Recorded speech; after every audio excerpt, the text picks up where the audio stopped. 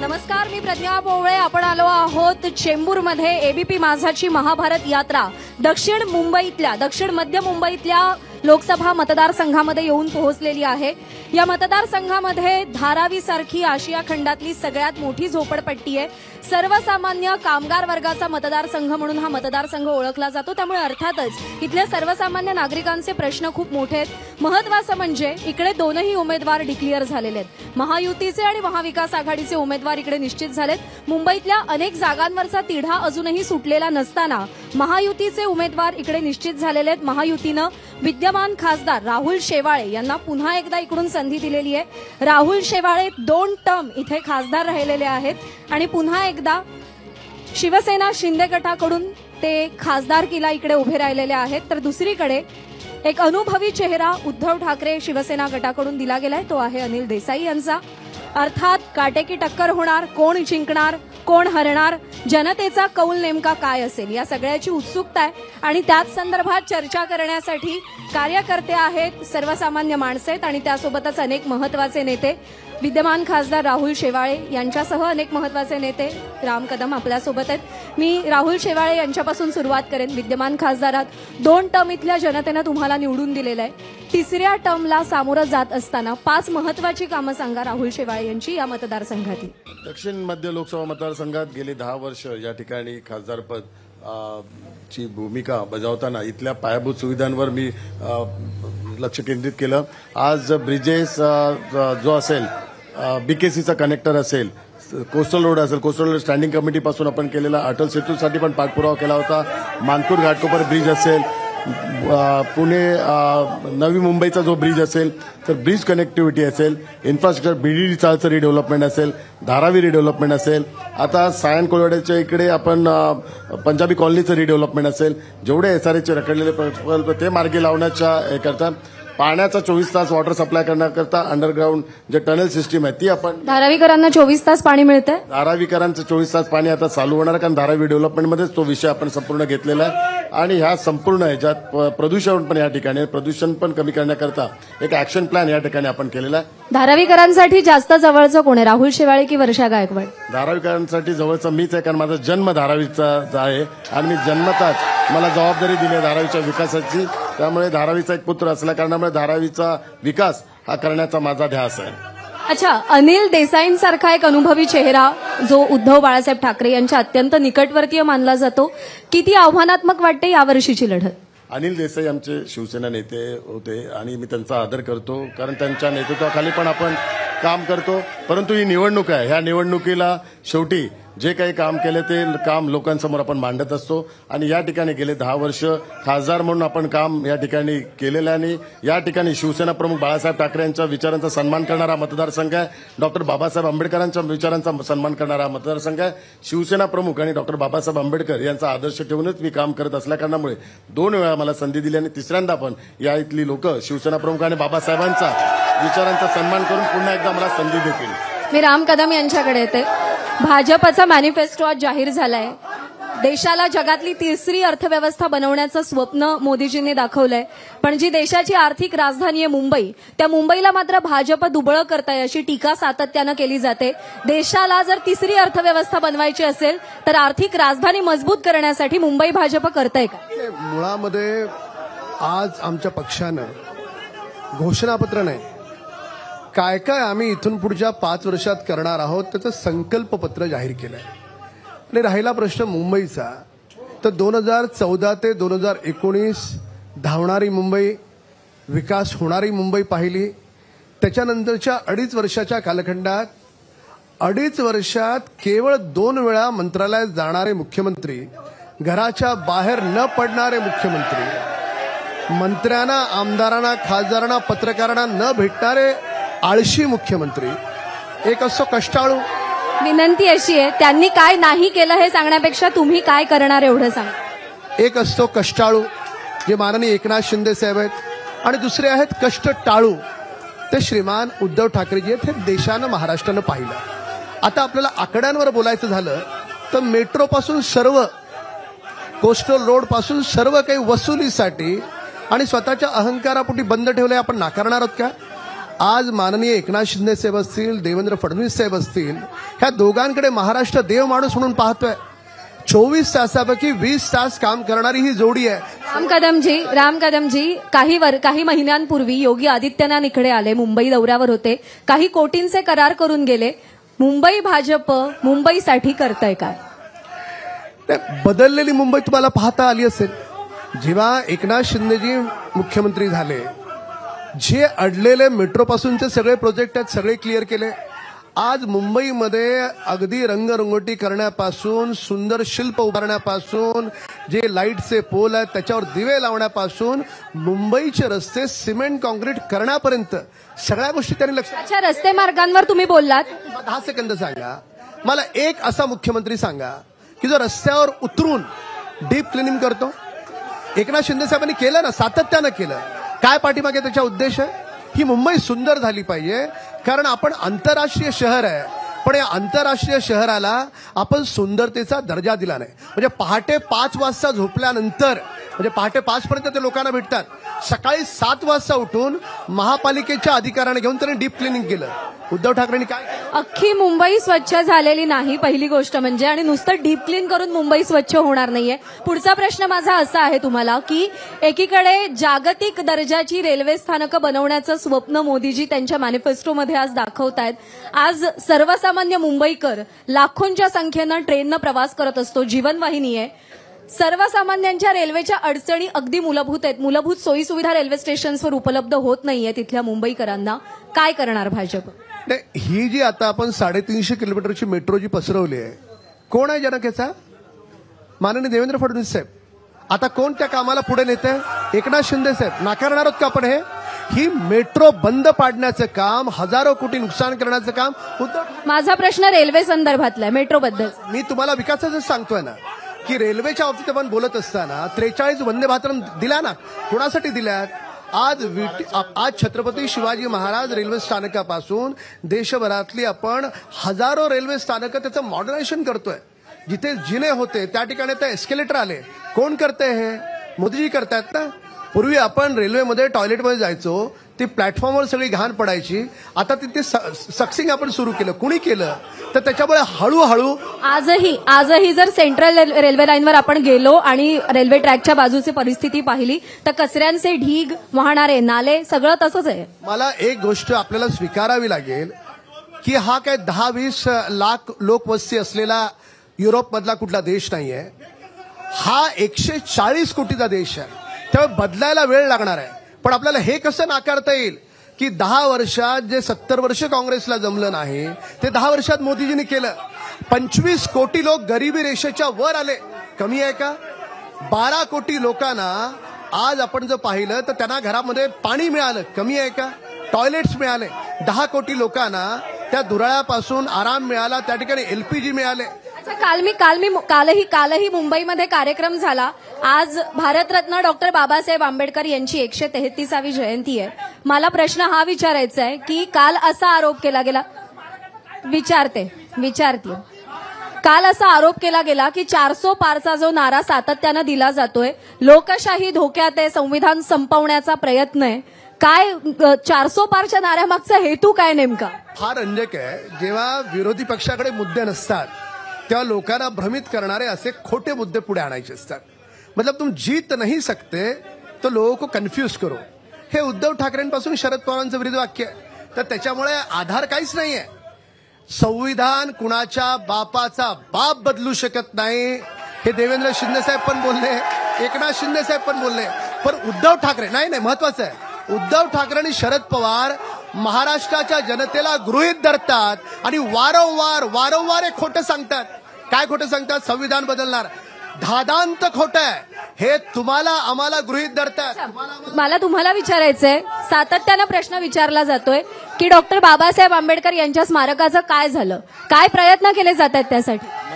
मी ज्यावेळी खासदार झालो त्यावेळी संसदेतलं माझं सर्वात पहिलं भाषण होतं परमपूज्य डॉक्टर बाबासाहेब आंबेडकरांना समर्पित करून इंदू मिल या ठिकाणी आंतरराष्ट्रीय स्मारक व्हावं. आणि त्याचं काम संपूर्ण आता पूर्ण झालेलं आहे.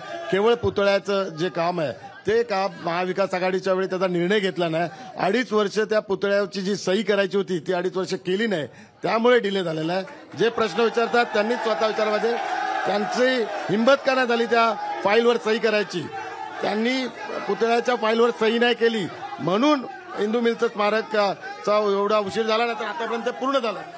तुमचं सरकार असताना त्या फाईलवर तुम्ही सही केली नाहीत म्हणून इंदू मिल मधलं डॉक्टर बाबासाहेब आंबेडकरांचं स्मारक होऊ शकलं नाही असं आहे की ज्या प्रकारची जुमलेबाजी हे जाणून बुजून यांचे कार्यकर्ते आम्हाला बोलू देत नाही.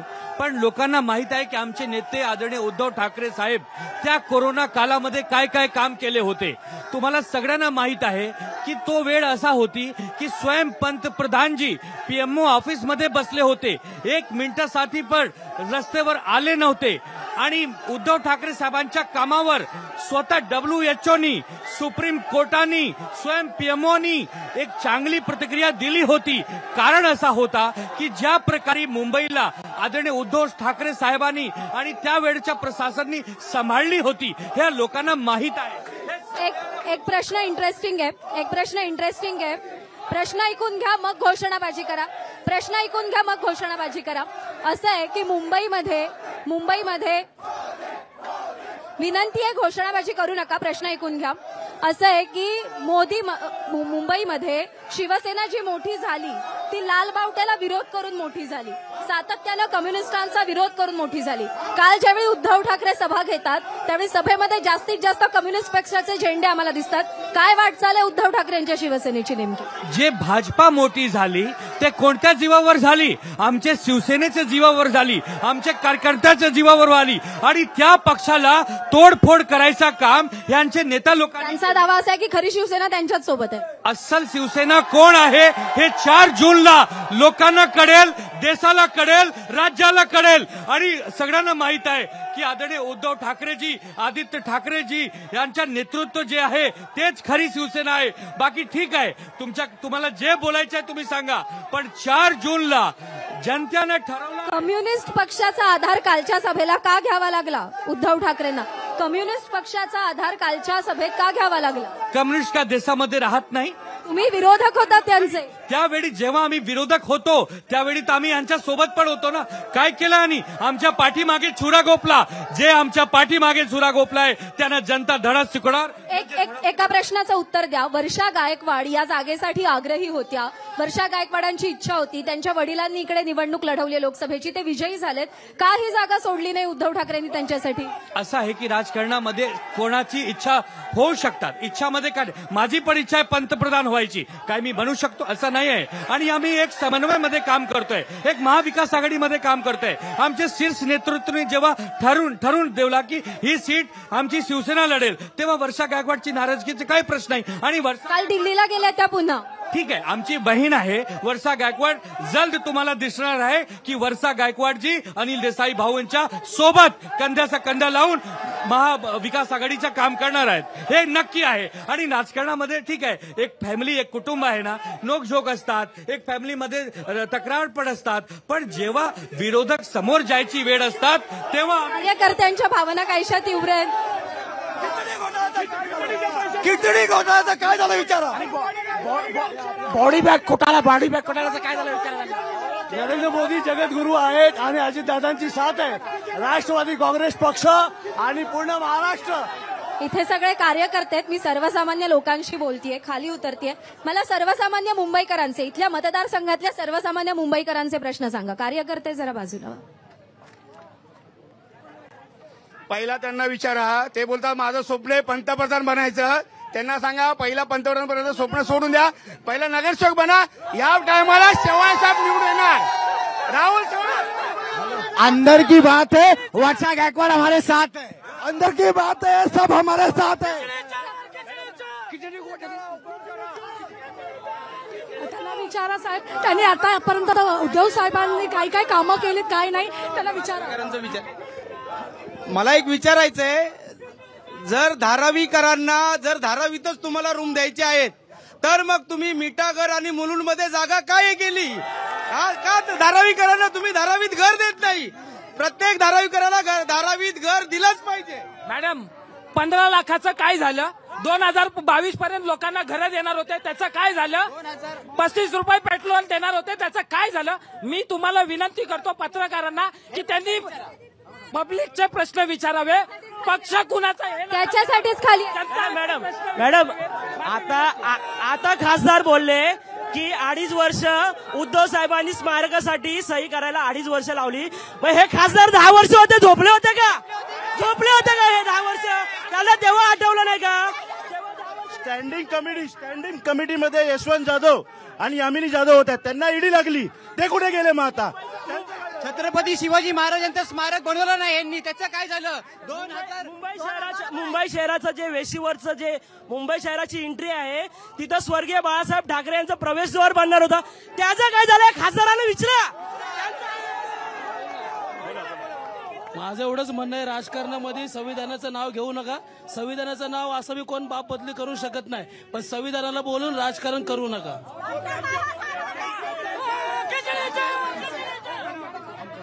मॅडम 15 लाख यांनी फक्त कोविड काळामध्ये खिचडी चोरपणा केला आणि बॉडी बॅग घोटाळा केलेला आहे. बाकी दुसरं काम काय केलेलं नाही यांनी. मॅडम 15 लाख मॅडम 15 लाख विकास ज्या पक्षांनी 25 वर्ष महानगरपालिकामध्ये एवढे भ्रष्टाचार केले, कोविडमध्ये त्यांनी खिचडीपासून पेग्विनपासून पीपी किट विकले, अशा लोकांना विचारा की या शिवसेनेनी त्या शिवसेनेला का सोडलं? मला हे उत्तर द्या त्यांना. असली शिवसेना उन्होंने क्वेश्चन किया 15 लाख, हमें राम मंदिर मिल गया, 15 क्या 50 लाख मिल गया.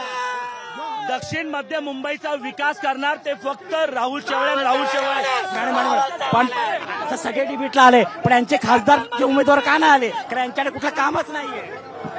सॉरी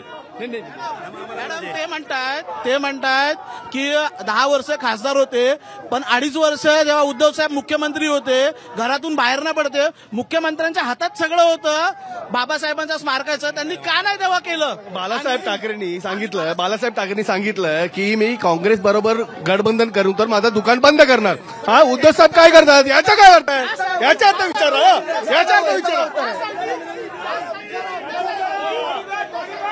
भ्रष्टाचाराचे आरोप खूप मोठ्या प्रमाणावर केले जात आहेत. मी बोला. असं आहे की गजानन कीर्तिकर साहेब शिवसेनेचे नेते आहे, त्यांचे चिरंजीव आहे अमोल भैया कीर्तिकर. गजानन कीर्तिकर साहेबांनी काय म्हटलं आहे? ईडी आणि सीबीआयचा दुरुपयोग बंद करा आणि खिचडी जे मामला आहे त्याच्यामध्ये अमोल भैयांचा काही इन्व्हॉल्वमेंट नाही. तुम्ही विचारा की गजानन कीर्तिकर यांचे नेते आहे. गजानन कीर्तिकर बुजुर्ग नेते आहे, वरिष्ठ नेते आहे. गजानन कीर्तिकरांचा मुद्दा त्यांनी उपस्थित केलाय. गजानन कीर्तिकरांचा मुद्दा उपस्थित केलाय. असं आहे की अमित साटम यांचं ट्विट आहे की गजानन कीर्तिकर यांचं शरीर शिंदेसोबत आहे आणि आत्मा उद्धव ठाकरेंसोबत आहे. त्यांच्या पुत्रप्रेमाचा फटका बसेल असं वाटतंय? मुळामध्ये असं आहे की या देशानं, महाराष्ट्रानं आणि मुंबईनं ही मानसिकता निश्चित केली आहे की जो कोणी माननीय एकनाथ शिंदे साहेबांकडून, जी खरी शिवसेना आहे, महायुतीकडून, भाजपकडून कोणीही उमेदवार उभा राहिला तर लोक त्याच्याकडे पाहत असताना मोदीजी उभे आहेत हे पाहणार आहे. तर त्याच्यामुळे मतदान मोदीजी पंतप्रधान व्हावेत म्हणून होणार आहे. मतदान राहुल गांधीसारखा बावट माणूस त्या खुर्चीवर बसावा मुंबई आणि महाराष्ट्राच्या लोकांना मान्य नाही. तर त्याच्यामुळे आपण व्यक्तिविशेष बोलण्यापेक्षा आपण व्यापक बोलूया की मुंबईनं त्याची मानसिकता बनवली आहे की मोदीजींना पंतप्रधान करायचं आहे. एक मूर्ख बावट माणूस त्यापदी नको, आणि त्याच्यामुळे हे निश्चित आहे. तर त्याच्यामुळे व्यक्तिविशेष टिप्पणी मी करणार नाही. प्रत्येक लोकसभा मतदारसंघातली वेगळी. राष्ट्रवादीकडे येते. असं आहे की मुंबई लोकसभा मतदारसंघांमध्ये 6 लोकसभा मतदारसंघ आहेत. त्या 6 पैकी एकाही जागेवर ना अजित पवार गट दावा करताय ना शरदचंद्र पवार गट दावा करताय. विधानसभेमध्ये सुद्धा हेच चित्र दिसेल? बिलकुल नाही. तसं युतीच्या धर्मामध्ये आम्ही निवडून येणारा उमेदवार हा आम्ही नियमावली ठरवली. तुम्ही जे बोलताय की विधानसभेमध्ये तसंच चित्र असेल, तसं चित्र बिलकुल दिसणार नाही. तिघांचं मन एकमेकाला जुळलेली आहेत, त्या माध्यमातून या महाराष्ट्रामध्ये. एक शेवटचा प्रश्न राहुल शेवाळे यांना विचारेन. तुमचं एक स्टेटमेंट आहे की राजकारणासाठी धारावीचा विकास रोखू नका असं तुम्ही म्हणालात. कोण राजकारण करताय? कोण झारीतला शुक्राचार्य बनताय? काँग्रेसतर्फे आणि उभाटातर्फे धारावीचा विकास रखडण्याचा जो प्रकार चालवला आणि लोकांमध्ये गैरसमज पसरवायचं काम चालवलं आहे. कारण ज्यावेळी माननीय मुख्यमंत्री असतानाच उद्धव साहेब त्यांनी त्याचा निर्णय घेतला होता, त्यांनीच सगळी टेंडर प्रोसेस केले होते आणि आता त्या प्रकल्पाला विरोध करणं हे दुर्दैवाचं आहे. धारावीच्या लोकांना विकास हवा आहे आणि धारावीच्या लोकांचा विकास आदरणीय पंतप्रधान नरेंद्र मोदीजींच्या नेतृत्वाखाली, एकनाथ शिंदे साहेबांच्या नेतृत्वाखाली होऊ शकतो, हा एक विश्वास आहे. तर याच्यात राजकारण आणू नये. सगळ्यांनी ज्या काही सूचना असतील त्या सूचनांची दखल घेतली जाईल. धारावीकरांना एवढे वर्ष 15-20 वर्ष हा रखडलेला प्रकल्प कुठे ना कुठे तर आता मार्गी लागायला आलेला आहे. रेल्वेची जागा उपलब्ध झालेली आहे आणि हा प्रकल्प प्रश्न फक्त मनसेला विचारेन. दक्षिण मुंबईचं तिकीट मिळेल असं सांगितलं जात होतं, बाळा नांदगावकरांचं नाव चर्चेत होतं. बिनशर्त पाठिंबा द्यायची वेळ का आली? बिनशर्त पाठिंबा हा फक्त मोदीजींना आहे. पण वेळ का आली तशी? वेळ नाही आली, आम्ही ठरवून केलेलं आहे. आम्ही भीक मागत नाही. आम्हाला मुख्यमंत्री करत आम्ही सांगत नाही, भीक नाही मागते, भीक मागत नाही. एक दुसरं, जो आपल्या भावाचा नाही, जो आपल्या पुतण्याचा नाही, तो दुनियाचा काय होणार? आम्हाला काय शिकवतोय? आम्ही बोलत नाही, आम्हाला बोलायला लावू नका. दुसरी गोष्ट, माझा युवराज अमित साहेब आजारी असताना 7 नगरसेवक चोरता, लाज वाटत नाही? लाज वाटत नाही? आम्हाला चॅलेंज करता? बिलकुल नाही. कुठल्याही परिस्थितीत आमचा पाठिंबा मोदीला आहे. कुठल्याही परिस्थितीत आम्ही एनडीए बरोबर आहे. आम्ही निवडून आणणार. ठीक आहे. मुंबई मध्य लोकसभा मतदारसंघाचे, मुंबई दक्षिण मध्य लोकसभा मतदारसंघामध्ये सध्या आपण आहोत. अर्थात जागा वाटप अजूनही फायनल झाले नाही. अनेक जागांचा तिढा जसाच्या तसा आहे. राहुल शेवाळे विरुद्ध अनिल देसाई अशी लढत या मतदारसंघामध्ये होतीये.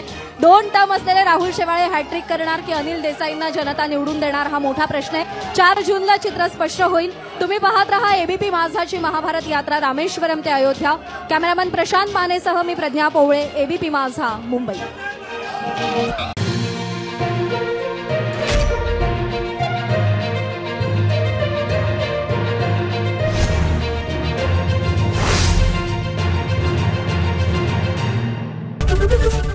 एबीपी माझा, उघडा डोळे बघा नीट.